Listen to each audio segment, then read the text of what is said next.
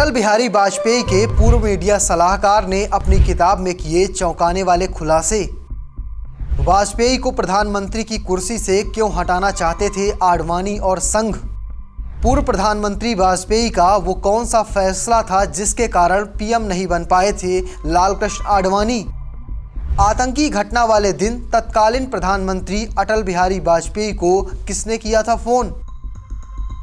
प्रधानमंत्री अटल बिहारी वाजपेयी और लालकृष्ण आडवाणी की जोड़ी ने बीजेपी को शून्य से शिखर तक पहुंचाया है। दोनों नेताओं ने मिलकर न सिर्फ बीजेपी को राष्ट्रीय स्तर पर स्थापित किया बल्कि पार्टी और सरकार को भी दिशा दी थी। हालांकि एक समय ऐसा भी आया जब अटल बिहारी वाजपेयी के एक फैसले के कारण लालकृष्ण आडवाणी प्रधानमंत्री बनते बनते रह गए थे। इस घटना का खुलासा अटल बिहारी वाजपेयी के पूर्व मीडिया सलाहकार अशोक टंडन ने अपनी किताब में किया है। नमस्कार, आप देख रहे हैं जनसत्ता, मैं हूं शुभम गर्ग। इस वीडियो में आपको अशोक टंडन की किताब के दावों के बारे में विस्तार से दिखाऊंगा।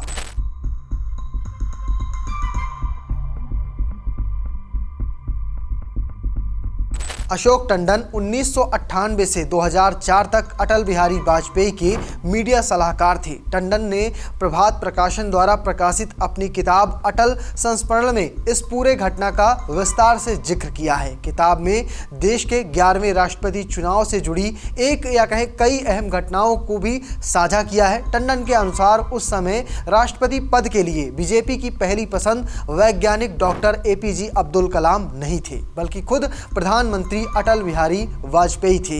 उस दौर में बीजेपी का एक राजनीतिक प्लान था। पार्टी चाहती थी कि अटल बिहारी वाजपेयी को राष्ट्रपति बनाया जाए और प्रधानमंत्री पद की जिम्मेदारी पार्टी के दूसरे सबसे बड़े नेता लालकृष्ण आडवाणी को सौंपी जाए। इस तरह आडवाणी को प्रधानमंत्री बनाने का रास्ता साफ किया जाना था, लेकिन ये योजना पूरी नहीं हो सकी क्योंकि खुद अटल बिहारी वाजपेयी ने इसे मानने से इनकार कर दिया था। अशोक टंडन लिखते हैं कि अटल बिहारी वाजपेयी का मानना था कि किसी लोकप्रिय प्रधानमंत्री का केवल बहुमत के आधार पर राष्ट्रपति बनना भारतीय संसदीय लोकतंत्र के लिए सही नहीं होगा। उन्होंने साफ शब्दों में कहा था कि ऐसा करना या कहें ऐसा कदम एक गलत परंपरा की शुरुआत करेगा। वाजपेयी का विचार था कि राष्ट्रपति पद को राजनीतिक ताकत के इस्तेमाल से हासिल नहीं किया जाना चाहिए। इसी सोच के चलते उन्होंने पार्टी के इस सुझाव को ठुकरा दिया। अंततः एनडीए सरकार ने एक ऐसे नाम पर विचार किया जिससे लेकर पूरे देश में सहमति बन सके।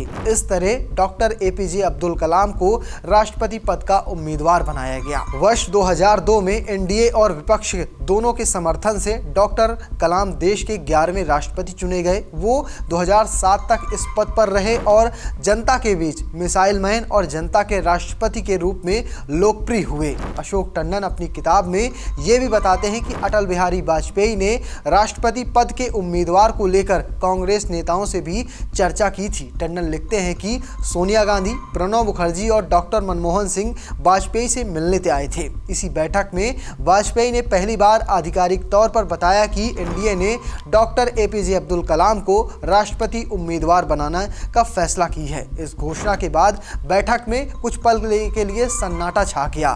फिर सोनिया गांधी ने कहा कि वो इस फैसले से हैरान है। उन्होंने ये भी कहा कि उनके पास इस नाम का समर्थन करने के अलावा कोई विकल्प नहीं है। हालांकि कांग्रेस पार्टी इस पर आपस में चर्चा करके अंतिम फैसला लेगी। बाद में कांग्रेस ने भी डॉक्टर कलाम का समर्थन किया और वो सर्वसम्मत से राष्ट्रपति बने। किताब में अटल बिहारी वाजपेयी और लालकृष्ण आडवाणी के रिश्तों पर भी विस्तार से बात की गई है। टंडन लिखते हैं कि कुछ नीतिगत मतभेदों के बावजूद दोनों नेताओं के रिश्ते कभी सार्वजनिक रूप से खराब नहीं हुए। आडवाणी हमेशा अटल बिहारी वाजपेयी को अपना नेता और प्रेरणा स्रोत बताते थे, जबकि वाजपेयी उन्हें अपना सबसे भरोसेमंद साथी कहते थे। दोनों की साझेदारी भारतीय राजनीति में संतुलन और सहयोग का प्रतीक रही है। अटल संस्मरण में वर्ष 2001 में संसद पर हुए आतंकी हमले का भी जिक्र किया गया है। उस हमले के समय अटल बिहारी वाजपेयी अपने सरकारी आवास पर थे। वो टेलीविजन पर सुरक्षा बलों के ऑपरेशन को देख रहे थे और उनके साथ कई वरिष्ठ मंत्री मौजूद थे। थे। देश की स्थिति बेहद गंभीर थी और हर तरफ चिंता का माहौल था। इसी दौरान कांग्रेस नेता सोनिया गांधी ने अटल बिहारी वाजपेयी को फोन किया।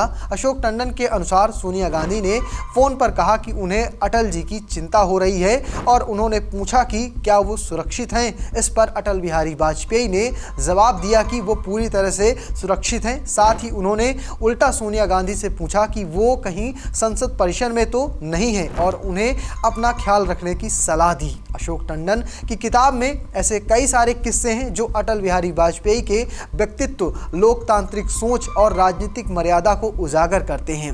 उनकी यही सोच उन्हें भारतीय राजनीति में एक अलग और सम्मानित स्थान दिलाती है। फिलहाल आप कैसे देखते हैं इस किताब पर किए गए दावों को कमेंट बॉक्स में लिखिएगा और पेज को फॉलो करना, चैनल को सब्सक्राइब करना बिल्कुल भूलिएगा। धन्यवाद।